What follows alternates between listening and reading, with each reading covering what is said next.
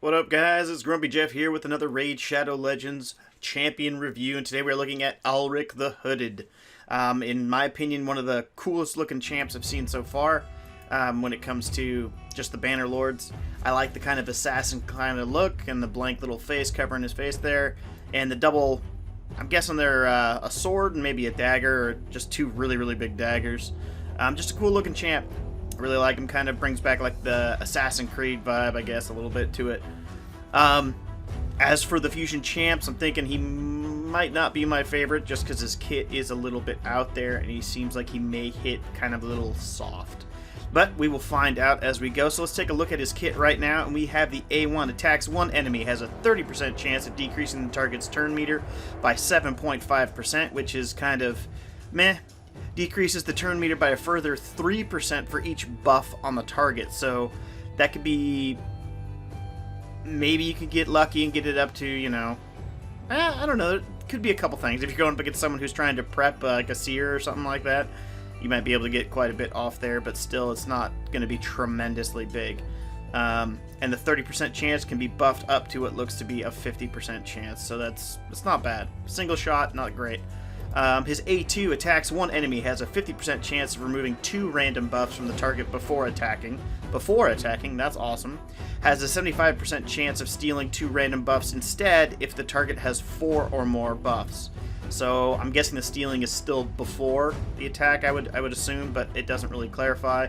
That can be buffed up to a 75 with a 3-turn cooldown. And then his big move, his A3, attacks all enemies, has a 75% chance of placing a 50% decreased attack debuff and a 50% decreased accuracy debuff on all enemies for 2 turns. That could cripple somebody in the arena, or even some of the larger, harder mobs in the Doom Tower, Faction Crypt, pretty much anywhere. Pretty much going to stunt their ability to lay any debuffs down on you and do any kind of damage whatsoever. So that's not bad at all. Alright, and then he has an aura of attack in Faction Crypts, which is, who really cares? I mean, unless you're really struggling for damage and somehow have a really good defense out team, then sure, why not, you know? Anyways, that is Alaric the Hood. Let's jump over and get him kitted out. As you can see here, guys, I kind of went for mostly that accuracy bonus. That's what I really want there, the 240. The crit damage is not that great. It's 72% plus is 60, so I mean, you're not going that high. We'll go ahead and look at the big stats there. So 132. Got to make sure that crit rate's up there. I want that crit rate, so we got the 106. But again, it was more about the accuracy that I was really pushing for, 240. Health, he seems like he's going to be a squishy champ, so that could be an issue, and the defense is not all that high, so that could end up being an issue. I did want him relatively fast, so 185 with the gear I had just kind of sitting in my vaults. That's not too bad. Then we're going to go over here, and we are going to mastery this guy up. So we're obviously going to put him, he's an attack champion, and I want to get a little damage out of him, so I'm going to go the attack route as you, whoops, you don't need that noise. Look at me, my craziness. Anyways, we're going to go this noise. There we go. Pay for all that silliness. We're going to go crit rate. We're going to go crit damage. Just right off the bat, that's kind of what I want. And because I want to focus on accuracy, I want to get that accuracy up there as well. So he's a single target champ, so I may take him all the way down and get War Master. What do we got here? I don't want to do extra crit damage that way. That's just silly. He's not casting any shields, but I do want to get more accuracy, so I'm going to go the standard route here, just kind of stacking up some accuracy. I do want to get the lore in there, so I get even more accuracy from my accuracy kits. So we're going to head and unlock that. We want to do this, the rank 4 turn meter. I don't really want to do turn meter stuff, but he is placing decreased attack, and he is placing decreased accuracy, which can be pretty huge. So we want the chance to get the extra 5%. And then over here, we want the chance to extend it. So that could really hurt a team's ability to come back at me. I don't think I want to waste it on Eagle Eye over here and get this one. So we're going to go back over to this side of the tree here. And what do we got? I just want to check that. He's not going to be killing anybody, I don't think. So I'm going to do that. It's pretty common for me to do that one. Increases the damage inflicted by 5. No. If he's the last ally alive, he's going to die anyways. I do want to do Cycle of Violence to give him a chance to get his turns again. Blood Shield is tempting, but I'm not seeing him as a big killer. Let's go down here. We'll go ahead and give him... We'll do Kill Streak to get him back over here so we can do a War Master, since he's mainly a single shot target guy. And then we'll do some of this increased damage stuff. Attacks with high health. No. Again, he's not going to be killing too many champions. And he can be taken out, maybe help them out when they're down low. So that's kind of what the masteries we're working out there. Again, I don't see him as a killer, so I don't want to base him as someone who's going to end all other champions. I see him mainly as his A3. That's what I'm looking at him. His decreased turn meter is also something that's going to be helped with the accuracy. I just didn't want to go over the top with Eagle Eye. Give him a chance to have some boss capabilities with War Master and whatnot. Alright, so there we go. Let's go ahead and take him on over to the dragon, since the affinity is going to be good, and that's usually where we start anyways. So here we go. Alrighty guys, here we are. We're going to do our basic kind of can he smack. Obviously his crit damage is lower than you'd like it to be. That's why I brought Mashalda to definitely get that extra 20%. It's not going to be like we had on Gerhardt the Stoned. I didn't want to build him out because I don't really feel like that's the utility you're really going to use him for. Unless his multiplier turns into something crazy, then I'll have to re-kit him. But go ahead and put up everything. Do his little dance attack. Alright, and then we're going to do the increased crit rate to throw some weakens out there. Weakens are up. Alright, so there you go. We got everything we need out there, and then we're going to go ahead and drop his A3 on there and just see how much damage we can get. That's not bad. 47,000, mid-40s. So if you kit him out properly, you could probably get that crit damage all the way up to like 80, maybe 80 apiece. I'm not just going to say he's a wiper, but he's definitely got something. But now he's got that little accuracy thing there, which is going to be a huge deal when it comes to their rebuttal. So I'm going to try and slow it down when we get to that point. If they even get a go. Oh, nope, Karma Burn. Oops. Karma's, Karma, that's a terrible, terrible joke. Dad joke 101. That is my thing. Alright, we will jump ahead and see how hard he can hit the dragon. Alright, so here's his A1 against the dragon. Nothing too special, I'm sure. It'll decrease turn meter, although it doesn't affect the dragon. There's 33,000, with War Master getting 51,000. So, there you go. We'll try and get it with his A3 just so you can see what the damage is on that as well.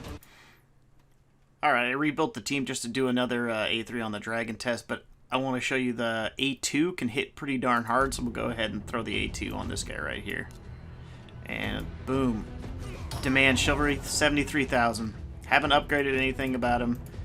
The A2 can hit. Can hit real hard. So keep that in mind.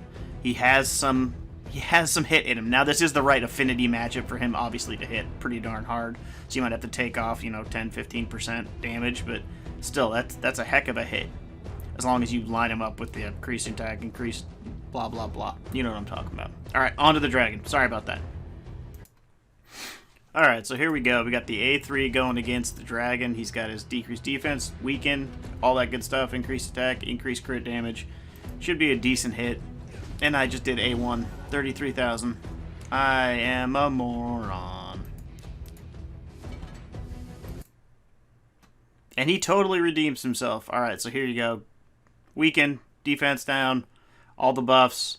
A3 attack, yeah? Alright, there we go. So 43.6, that's not bad. The War Master proc is still bigger than that, so it's not great, but that's really what you're kind of going for there. But then I'm going to do one more run here. I'm going to build him out, not build him out, but I'm going to build the team out based on how I would actually run this champion.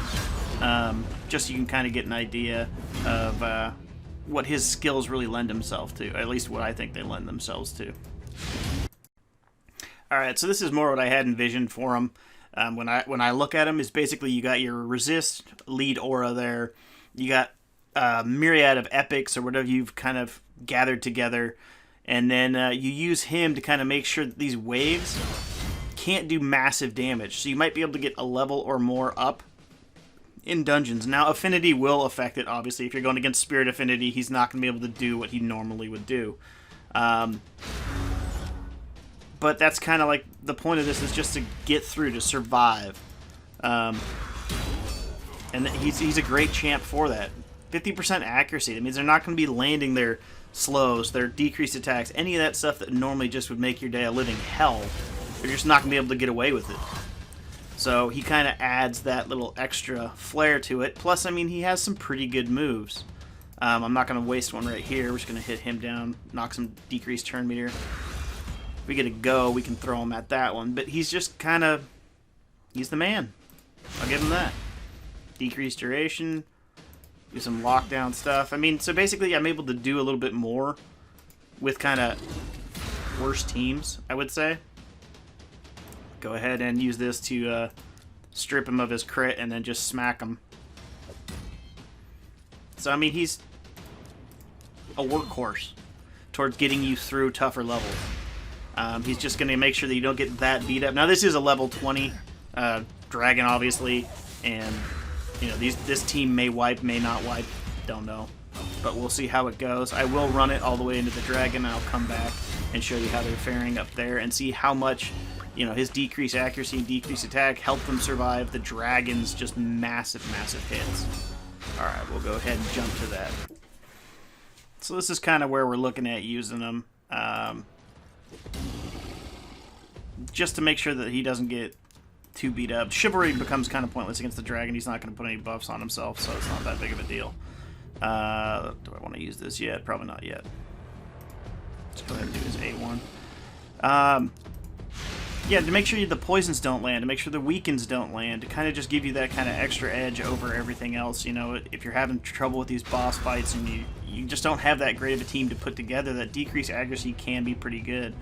I've never been a huge champion of it before in the past, just because I don't really like it as a stat, or not as a stat, but as a tool. But it can be super effective if you just need to get over that hurdle.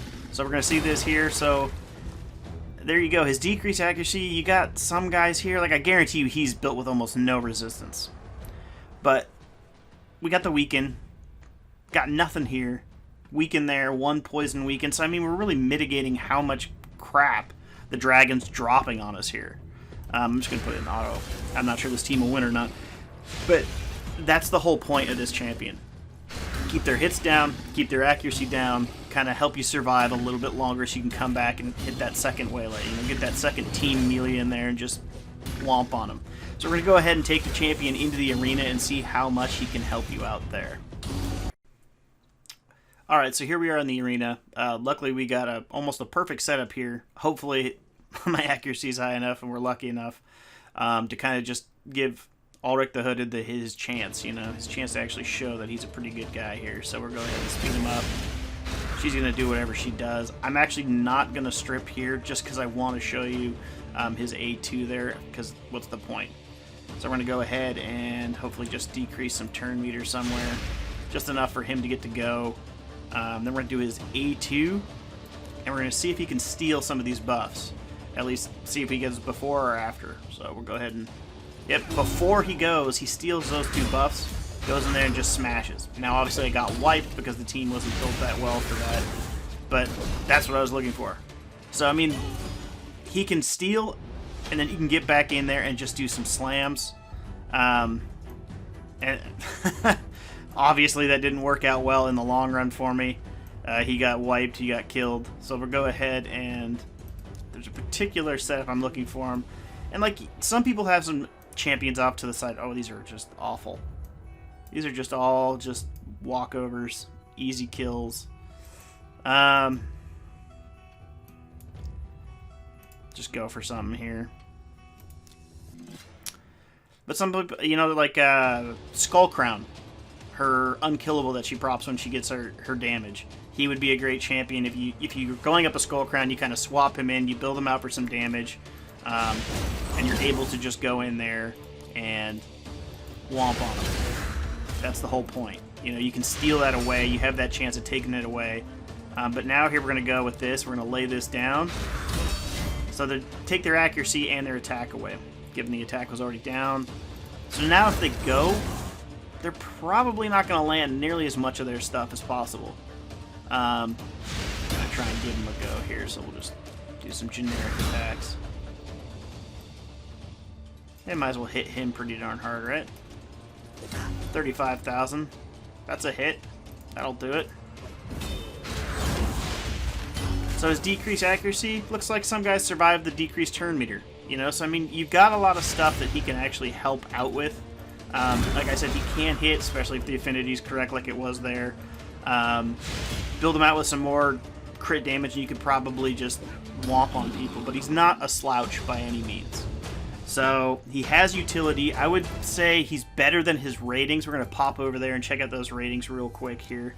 Because he's not doing that well in people's reviews on him in the game, which can kind of sway a lot of people's feelings because they just don't use him too much. There's only 30, but he's looking like high 3s. I would put him... I'm not saying I'd put him a heck of a lot higher. I'd probably put him in mostly 4. I mean, if I were to rate him, it would just be 4. I would just put him as a 4. Across the board, I would just go all the way down the thing, just 4. Obviously, except for, you know, Spirit Keep, he's not a 4. That's kind of worthless to put him there. And then Ice Golem, I would put him at a 3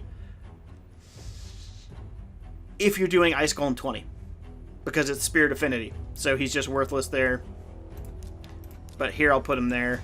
And then, again, if you're going level 20 only rating, Spider, not good.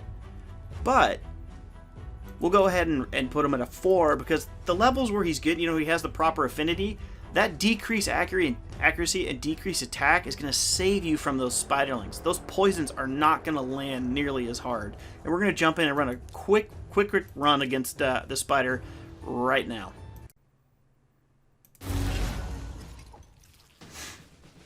Okay, so here we go. I put my little dwarf there, and I can't remember her name for the life of me. Someone will correct me in the comments, I'm sure, which is just dandy. So we basically have her as our target here. So we drop down a little bit. We're not going against the normal Spider 20. I think this is Spider 18 to get the right proc, or the right affinity challenge here. But this is what I'm talking about. So she's got all these spiderlings coming after her. You're going to go out there and you're going to pop up these decreased attacks, these decreased accuracies. Hopefully he won't wipe all the spiders out there. There you go. And basically what it's going to do is it's just going to give survivability to it. So yes, I paired him with the resist champ, so that's what you'd want to do anyways. But now she's not taking all those poisons. So her survivability is just through the roof now because that decreased attack, that decreased accuracy just warrants all this extra protection without having to cast, you know, defense up and all that kind of other stuff. There's not much he can do here. A little bit of damage, I guess. But that's kind of where his utility is. So that was just another way of showing it. Now I'm going to run one last mission here, and I'm going to set it up, and maybe you can guess what the theme of this last mission is. It's super special surprise. I'm sure you're all excited.